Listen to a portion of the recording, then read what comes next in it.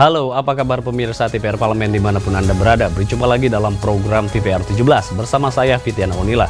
Tepat pukul 17 waktu Indonesia Barat kami hadirkan kepada Anda sejumlah informasi paling baru dan menarik seputar kinerja dan kegiatan DPR RI yang telah disajikan oleh redaksi TVR Parlemen. Pemirsa TVR Parlemen, inilah TVR 17 lengkapnya.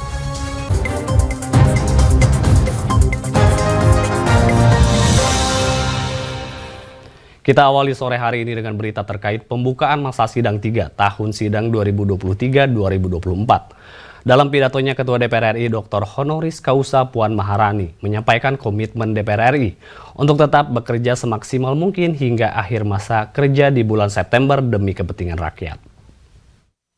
Ketua DPR RI Dr. Honoris Causa Puan Maharani membuka masa persidangan 3 tahun sidang 2023-2024 yang digelar Selasa 16 Januari 2024.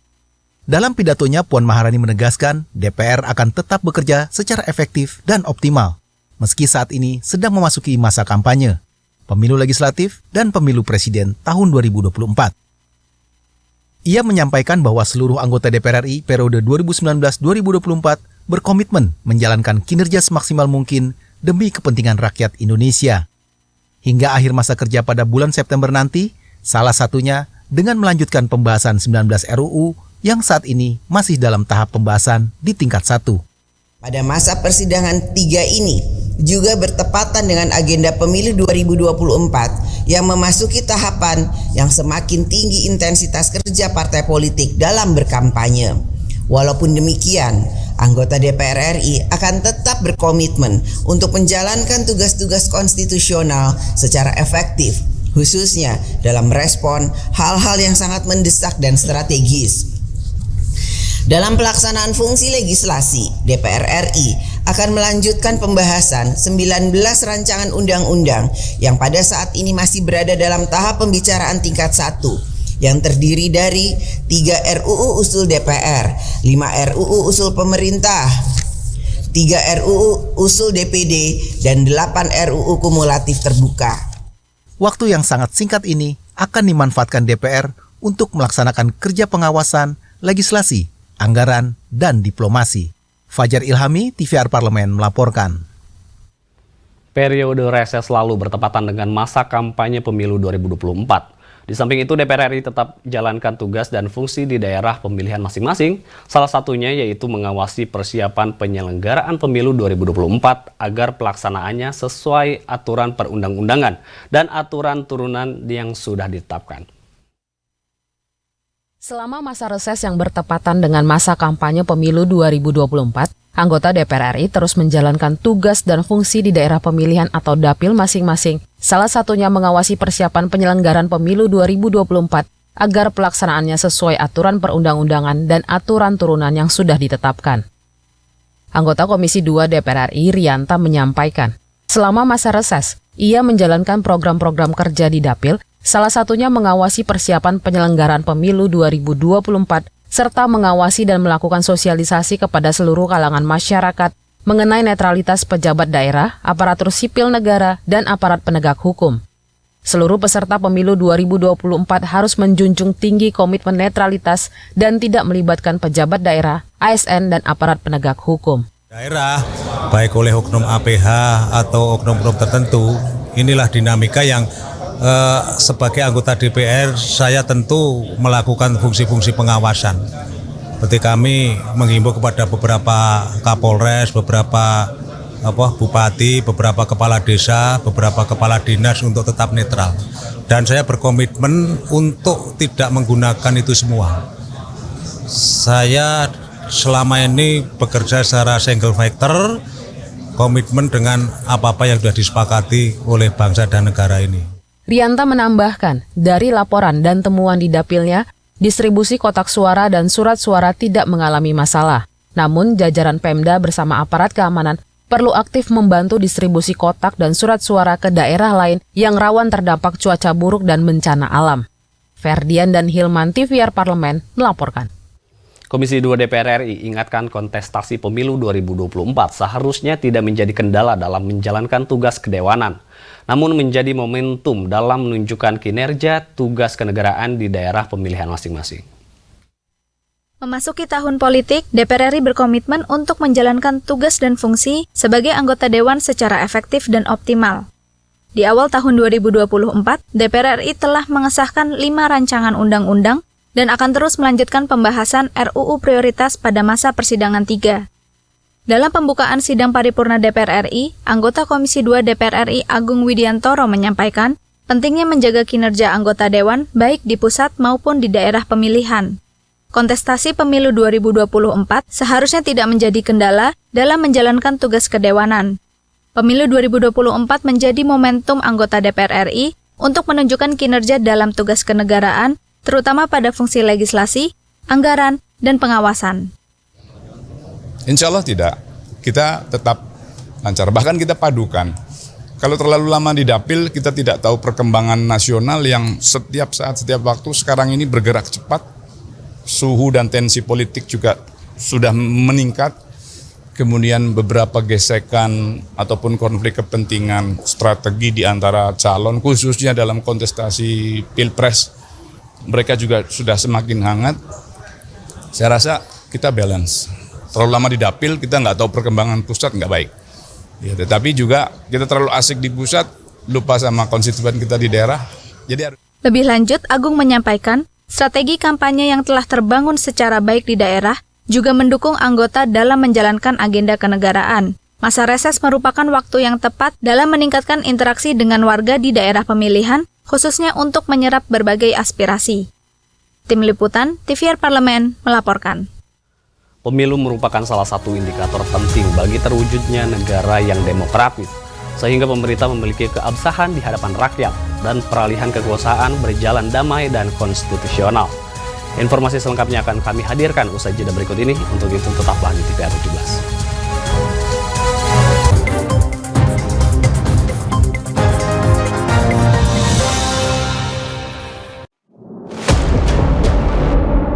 Sini ditambang. Konflik yang terjadi, Sini tidak mengizinkan. masalah yang tersisihkan menjadi kesenjangan sosial. Ya namanya rakyat kecil gak bisa apa-apa, mau komplain juga gak didengar. Sebab apa? Itu menyangkut isi perut kami semua. Bagaimana memutus keterbatasan untuk didengar? Jadi kalau misalnya masyarakat sudah merasa tidak lagi ada yang memperjuangkan aspirasinya, maka masyarakat memang sangat berhak untuk meminta dewan yang mewakili mereka di parlemen. Kami menyusuri batas-batas peristiwa, mengurai berbagai polemik yang terjadi, meluruhkan suara-suara marginal, menjadi nyata dalam setiap aspirasi, melaksanakan tugasnya sebagai wakil rakyat. Saksikan aksi Dewan segera hanya di TVR Parlemen.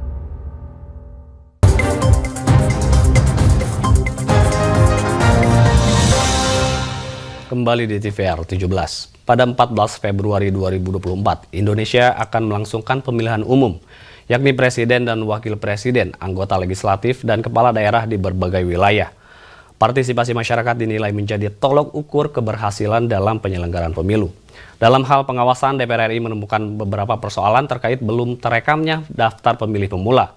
Pemuktahiran dan validasi data pemilih diharapkan dapat meningkatkan partisipasi pemilih dalam pemilu tahun 2024 ini yang ditargetkan sebesar 79,5%.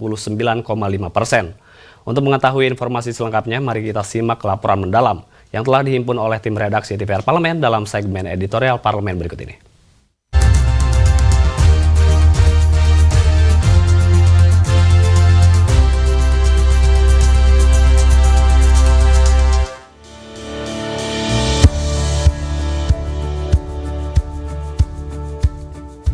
Pemilihan umum atau pemilu merupakan salah satu indikator penting bagi terwujudnya negara yang demokratis. Pemilu menjadi sarana bagi masyarakat untuk memberikan suaranya dalam memilih pemimpin pemerintahan. Melalui mekanisme pemilu, pemerintahan akan memiliki keabsahan di hadapan rakyat dan menjadikan peralihan kekuasaan secara damai dan konstitusional.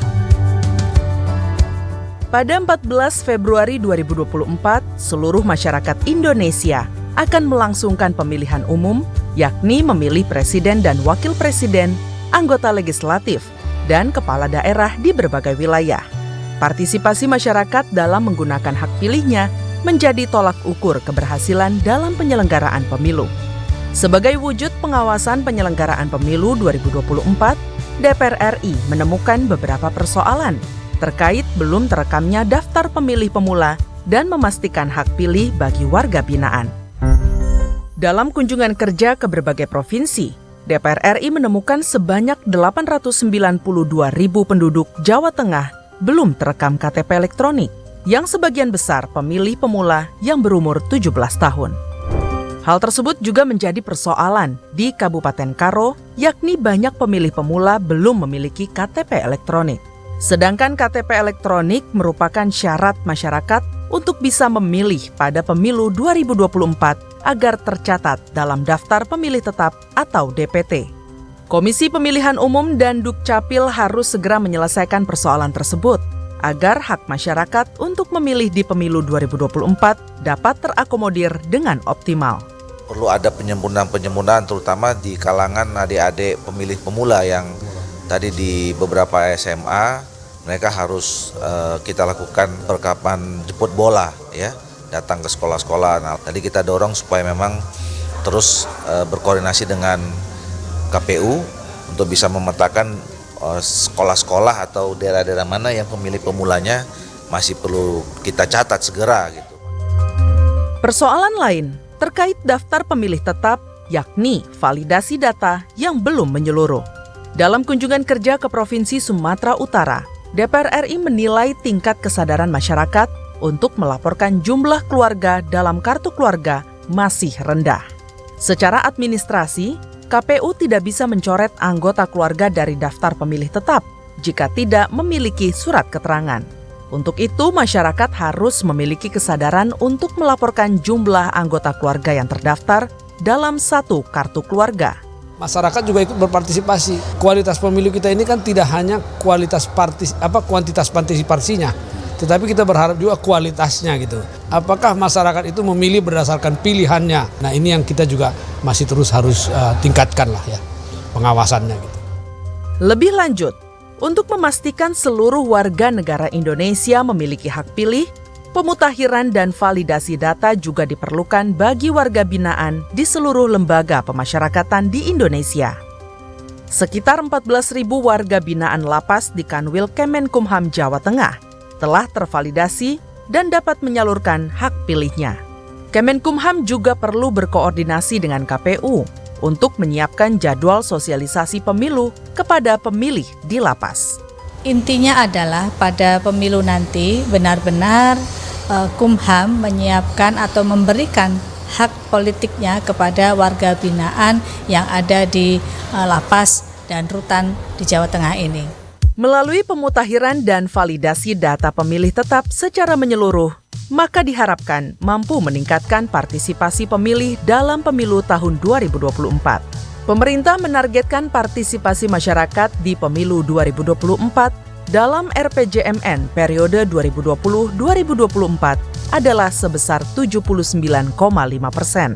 Partisipasi masyarakat dalam pemilu merupakan wujud tanggung jawab dalam kehidupan berbangsa dan bernegara, serta sebagai ukuran legitimasi dan kepercayaan masyarakat kepada pemimpin atau wakil rakyat terpilih, baik di tingkat lokal maupun nasional.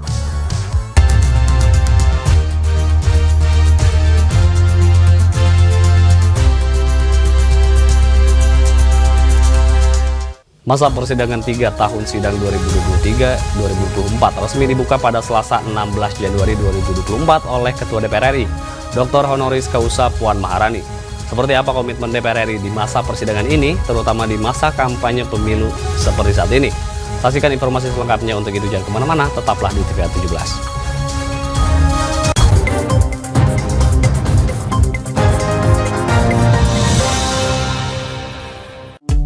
DPR RI memiliki fungsi diplomasi dalam menjalankan politik luar negeri sesuai dengan pasal 116 Undang-Undang MD3. Kontribusi aktif BKSAP DPR RI memainkan peranan penting dalam memenangkan persaingan global melalui IPU, IPA, IPPF, AIPA, dan PUIK. BKSAP memiliki komitmen yang tinggi dalam krisis kemanusiaan dunia. Fungsi diplomasi dijalankan untuk mendukung upaya pemerintah dalam melaksanakan politik luar negeri.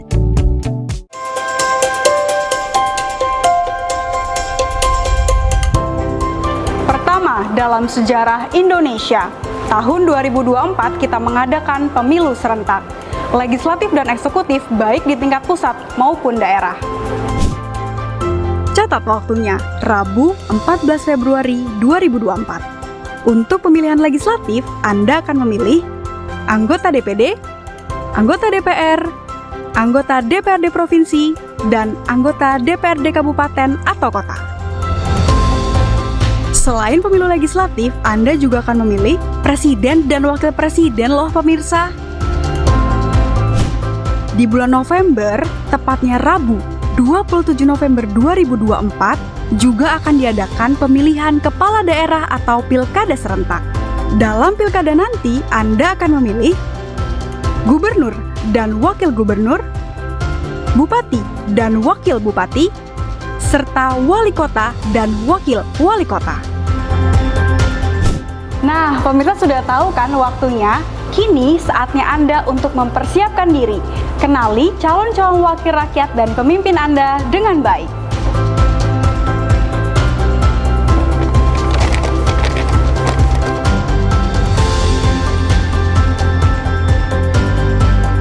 Jangan sampai kesempatan untuk memilih calon wakil rakyat dan pemimpin Anda terlewat begitu saja. Ayo ramaikan Pesta Demokrasi Pemilu 2024 dengan meriah.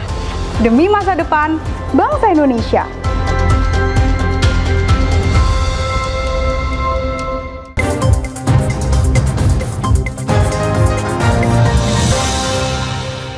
Dalam pidato pembukaan masa sidang 3 tahun sidang 2023-2024, Ketua DPR RI sampaikan komitmen DPR RI menjalankan kinerja semaksimal mungkin demi kepentingan rakyat Indonesia. Terkait hal ini, Wakil Ketua BKSAP DPR RI, Putu Supatbarudana menegaskan, DPR akan tetap bekerja efektif di tengah masa kampanye pemilu dan Pilpres 2024, serta terus berkomitmen dalam merespons hal-hal mendesak dan strategis. Berikut liputan selengkapnya bersama rekan kami, Fajar Ilhami. Pemirsa, baru saja telah dilaksanakan rapat paripurna ke-11 masa persidangan 3 tahun sidang 2023-2024 yang secara langsung dibuka oleh Ketua DPR RI Dr. Honoris Causa Puan Maharani. Dan tadi disampaikan oleh Puan Maharani bahwa masa persidangan 3 kali ini berlangsung mulai hari ini tanggal 16 Januari.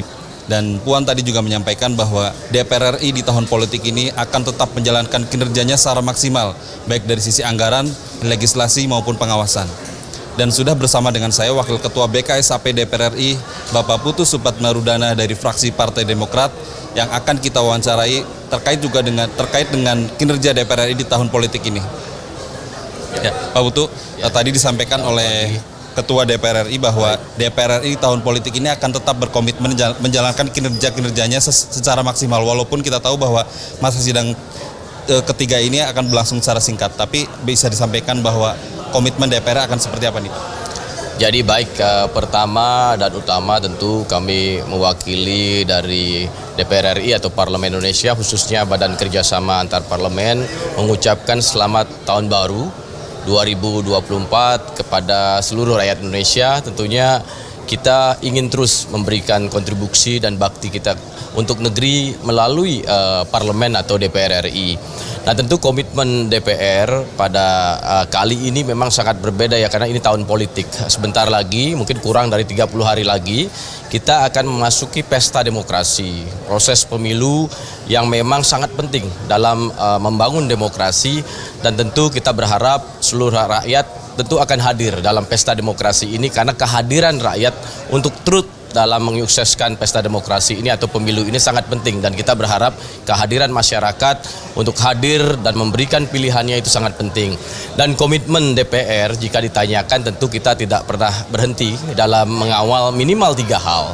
Yang pertama adalah legislasi kita, tentu dalam masa sidang yang singkat, tentu proses legislasi atau pengawalan dalam proses kita membuat undang-undang terus kita jalankan. proses budgeting dengan pemerintah, anggaran tentu terus kita jalankan, tapi yang terpenting proses pengawasan. Karena isi esensinya adalah peran DPR salah satu yang strategis adalah proses pengawasan. Yang memang setiap komisi, setiap alat kelengkapan dewan lainnya, seperti kami di BKSAP, malahan hari ini langsung kita mengakselerasi segala kegiatan untuk melakukan suatu kegiatan hari ini justru yaitu sebuah pertemuan dengan Kementerian Luar Negeri untuk terus mengkonsolidasikan, mengkoordinasikan segala diplomasi yang dilakukan pemerintah dan parlemen dalam diplomasi luar negeri juga sejalan sebagai second track diplomasi, di mana pemerintah menjadi first track diplomasi dan kita siap melakukan total diplomasi dalam mengawal segala kepentingan bangsa dan negara Indonesia. Dan tentu proses dua hal yang terpenting juga, yaitu proses bagaimana proses diplomasi ini bisa terkawal dengan baik ke depan dan proses representasi yang kita miliki juga terus kita lakukan. Nah, tahun politik ini sebenarnya sangat tepat untuk mengevaluasi total bagaimana proses-proses tadi atau fungsi-fungsi tadi sudah kita lakukan dengan maksimal. Yang terpenting juga fungsi yang mungkin tidak dijabarkan secara menyeluruh, yaitu fungsi bagaimana kita sebagai anggota dewan untuk merepresentasikan rakyat justru ingin terus membantu masyarakat. Dan tentu kita melalui kementerian atau program-program atau apapun yang kita lakukan di berbagai kementerian untuk terus mengawal pemerintah agar terus memberikan kontribusi dan bantuan kepada masyarakat. Nah, kita ketahui sangat penting bagaimana agar anggaran APBN ini juga terserap dengan baik dan bermanfaat untuk rakyat di seluruh dapil. Dan tentu DPR RI dengan sekarang adanya 80 dapil, ke depan ada 84 dapil, tentu sangat penting untuk memberikan masukan sebagai mungkin sparring partner pemerintah untuk meyakinkan bahwa penting sekali untuk hadir secara konkret di setiap daerah dalam programnya, dalam kementerian secara total, dan juga dalam program-program ini untuk menyentuh rakyat. Karena memang esensi daripada apa yang dilakukan pemerintah pusat justru harus dirasakan oleh rakyat kita di tingkatan paling rendah, yaitu tingkat desa minimal ataupun di tingkat yang lebih rendah lagi. Nah, tentu masa pengabdian kita sampai 30 September, tentu kita akan terus mengawal apa yang memang menjadi tugas tupoksi kita. Dan tentu yang terpenting adalah bagaimana rakyat memberikan kepercayaan kepada kami dan kami terus akan mengemban amanah dan tugas ini untuk terus mengawal segala kepentingan bangsa dan negara melalui parlemen. Dan sekali lagi saya ucapkan tentu terima kasih, selamat tahun baru, tentu momentum yang baik dan kita berharap berdoa agar pemilu kita baik, berjalan lancar dan damai. Dan itu yang memang sebagai esensi sebuah demokrasi adalah demokrasi kita sudah matang, kita harus bisa menginspirasi dunia dengan demokrasi yang bisa mewujudkan satu komitmen bersama di mana rakyat semakin paham bagaimana memilih figur-figur terbaik. Yang kedua, bagaimana juga terjadinya proses demokrasi yang damai dan juga jujur dan bersih. Terima kasih. Terima kasih banyak Pak Putu. Ya.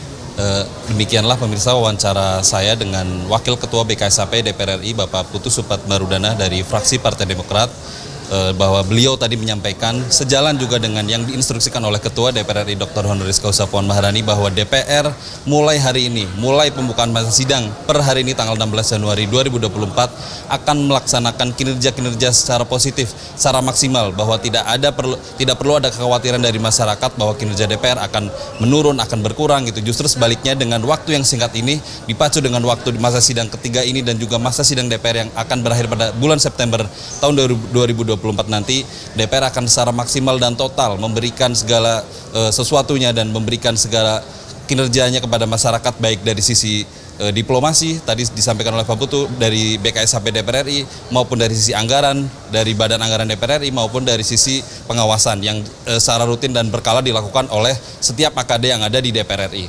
Demikian laporan dari saya, Fajar Ilhami, tim Newsroom melaporkan.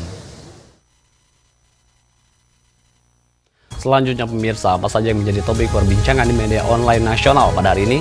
Usai jeda tetaplah di TVR 17. Mengenal tugas dan fungsi DPR RI. Dewan Perwakilan Rakyat atau DPR adalah lembaga negara yang mewakili aspirasi rakyat. Kehadiran DPR RI merupakan salah satu bukti bahwa Indonesia merupakan negara demokrasi. Sebagai salah satu lembaga perwakilan rakyat, apa saja tugas dan fungsi yang diemban DPR RI? Berdasarkan pasal 20A ayat 1 Undang-Undang Dasar 1945, DPR memiliki 3 fungsi, yakni fungsi legislasi, anggaran, dan pengawasan. Tugas dan wewenang DPR berbeda untuk setiap fungsinya. Yang pertama, fungsi legislasi.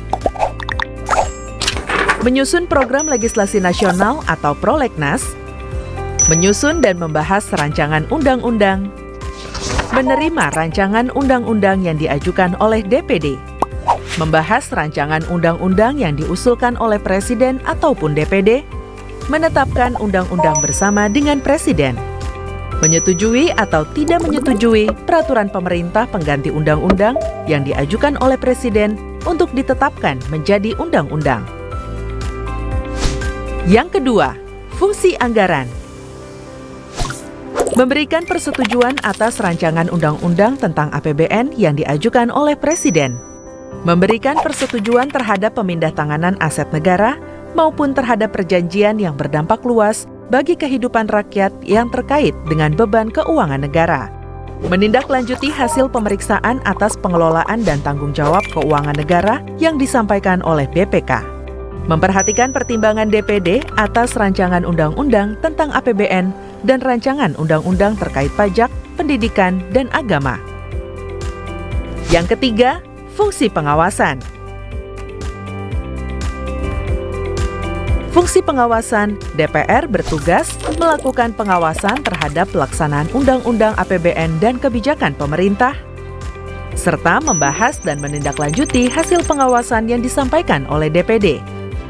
Demikian penjelasan tentang tugas dan fungsi DPR menurut undang-undang. Informasi ini dipersembahkan oleh TV dan Radio Parlemen, Biro Pemberitaan Parlemen, dan Sekretariat Jenderal DPR RI.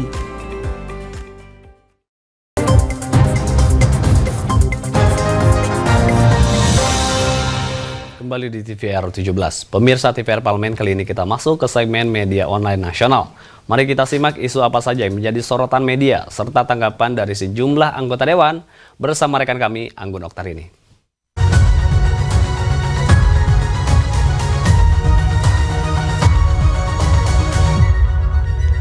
Terima kasih rekan Fitian dan halo apa kabar pemirsa, kita akan membahas mengenai headline di media online yang terbit pada hari ini. Dan berita pertama yang menjadi headline di media online terkait dengan Komisi 3 DPR RI, pengganti Firly Bahuri di KPK harus melalui pansel. Dan di sini Presiden Joko Widodo resmi memberhentikan Firly Bahuri dari jabatan Ketua Komisi Pemberantasan Korupsi. Terkait hal ini, anggota Komisi 3 DPR RI Nazarudin Degam juga minta pengganti Firly Bahuri dipilih melalui panitia seleksi atau pansel sebagaimana diatur pasal 30 ayat 2 Undang-Undang KPK.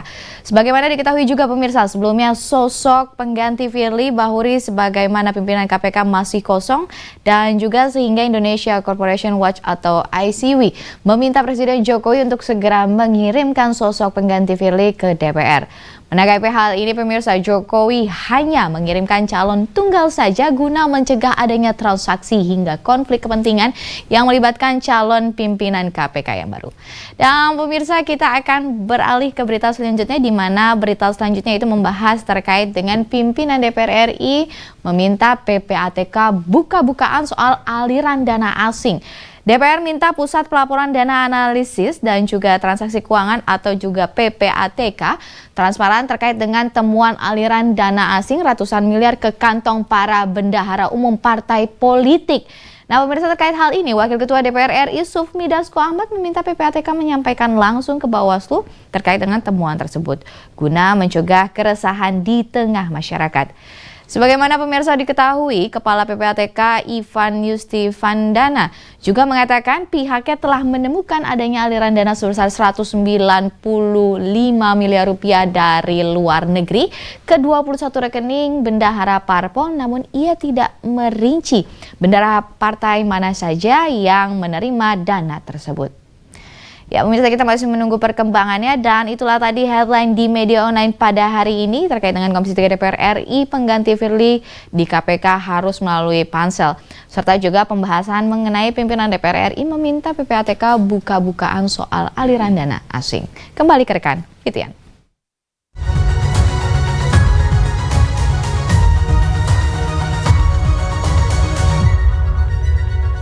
Baik, terima kasih rekan Anggun yang telah menyampaikan sejumlah update sorotan dari media online nasional pada hari ini. Segmen media online tadi sekaligus menutup program TVR 17 edisi sore hari ini. Saya Fitian Aulilah beserta seluruh kru TVR Parlemen yang bertugas mengucapkan terima kasih dan pamit undur diri dari hadapan Anda. TVR Parlemen, Referensi Indonesia.